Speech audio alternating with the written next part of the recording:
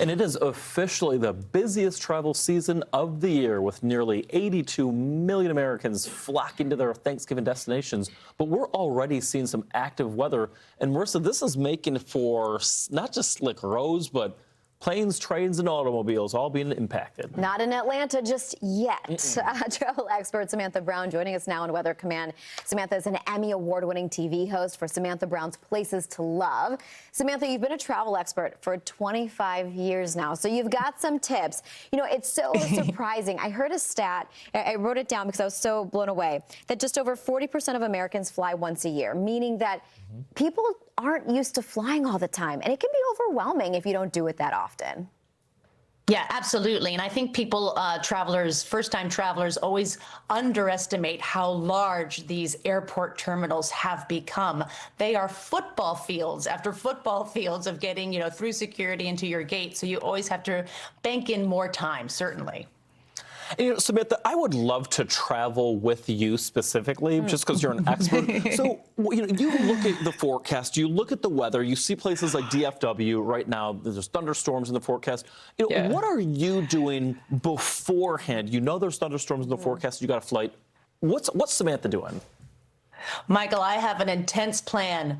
5 days before I'm departing anywhere, I check the weather and I monitor it every single day, and then closer as I get to my travel, so I can anticipate delays. And then you just want to prepare for them, right? If there's weather delays when you're driving or just weather, you want to have a full tank of gas. I have an emergency car kit that has food, blankets, foul weather gear. I've got, flares, everything. And then flight-wise, you just want to be on alerts, whether it's from your own airline app or a third-party app like a Flighty or FlightAware that's going to give you that delay ahead of time so that you can prepare even more. So you really do have to have a game plan in place just in case. I don't want to make anyone really extra nervous, but then it's not this surprise, because when it's a surprise and you're already at the airport, your flight's been canceled, that's too late. So if we can control what we can, absolutely do.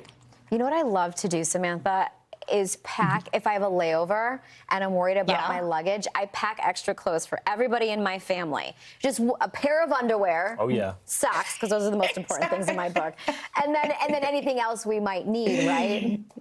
Yeah, Marissa, you're absolutely right. I once lost my luggage for a week with my crew of 8, and everyone needed right away underwear and a toothbrush. So if you just have those two things, you have a superpower. But certainly you want to carry on during this time, no matter what, right? Whether it's, Thanksgiving you're flying or over the holidays, a carry-on, of course, is going to allow you to be more amenable to other plans and just have your stuff, your most valuable stuff, with you at all times. Good point. And sometimes, I am one of 3 boys. The whole inside, outside, outside, inside thing is not the way to go. I'm just saying. Only when desperate, Michael. Only when desperate.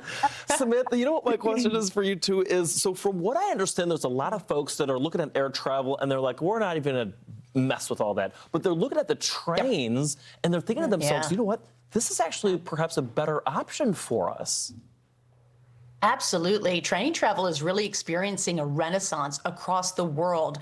We see it as an easier, more comfortable, more enjoyable place to be. For first-time train travelers, terminals are still chaotic. Don't think you're going to get away from that, even though there's no security. It's a chaotic place to be. But once you are on that train, you have a bigger seat, you have more leg room, you have a beautiful view, an ever-changing view, and my favorite part of train travel, a second location. You have a nice, a cafe car that you can wander to, get a drink, get a light snack, and come back to your seat. Where opposed to being in an airplane, you are in a confined space full of strangers, there's 4 bathrooms, and it's just stress. So people are opting to get away from that stress and just take the train. I think of somebody that was on a runway for 3 hours with an infant. And if you were on a train, you could move. And real quickly, Samantha, too, because when it comes to price, I think a lot of it sometimes comes down to money for so many Americans. Would you say they're comparable between flying and booking a train ticket, depending on where you're going? Actually not. Train travel is more expensive, and so people do have a bit of a sticker shock when they see that trains, especially on the Northeast, right, and the Acela, you can certainly save money by taking more of the local, the regional train as opposed to the fast Acela train.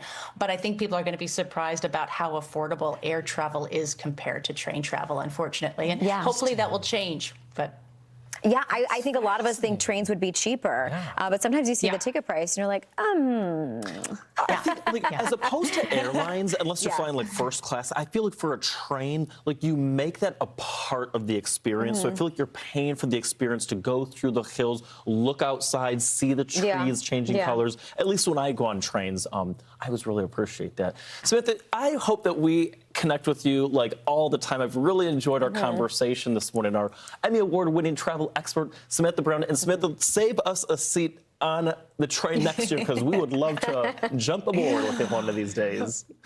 Michael, Marissa, we'll have that little train car with that little booth seat with the table. I would love that. Good call. I like that. I love that idea. Thank you so much, Samantha. We really appreciate it. And ahead of time, we would certainly want to wish you and your family a wonderful and happy holiday season. Thank you so much to you and yours. Thanks.